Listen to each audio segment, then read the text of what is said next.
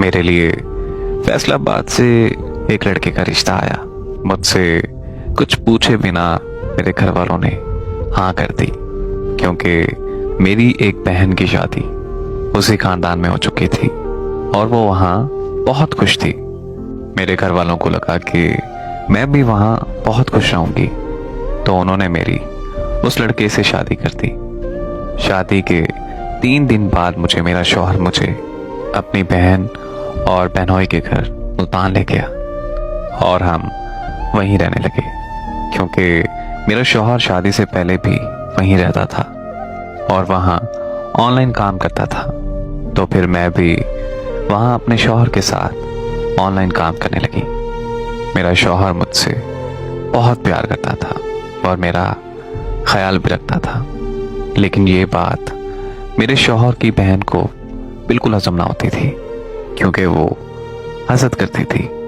वो मेरे शौहर के कान भरने लगी, जिसकी वजह से मेरे शौहर का मुझसे रवैया बदलने लगा। एक दिन मेरे शौहर के बहनोई ने मेरे साथ ज़बरदस्ती करने की कोशिश की, लेकिन अल्लाह का शुक्र है मैंने किसी तरह अपनी इज्जत बचा ली। मैंने जब अपने शौहर को बताया तो वो मुझे अपनी फैमिली के पास फैसलाबाद ले आया, जहाँ मेरी दूसरी बहन भी रहती थी।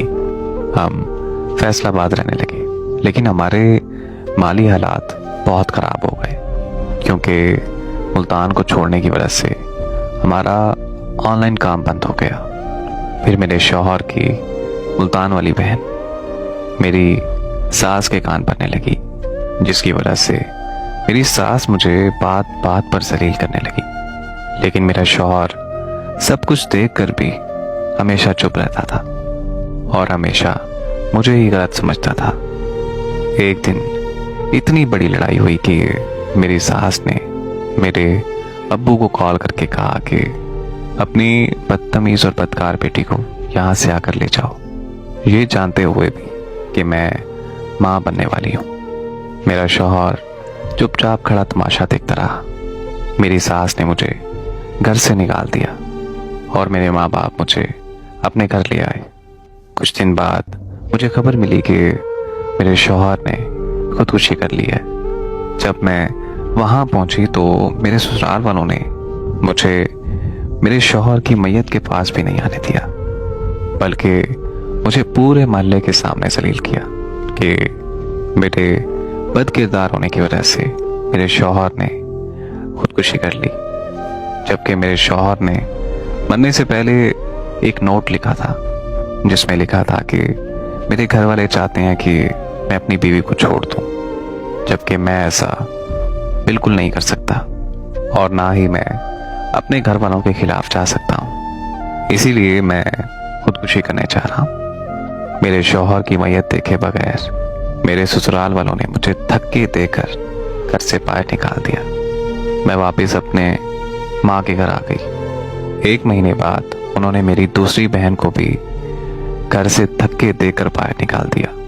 अब मैं और मेरी बहन अपने माँ बाप के घर रहती हैं। हम दोनों की जिंदगियां बर्बाद हो चुकी हैं।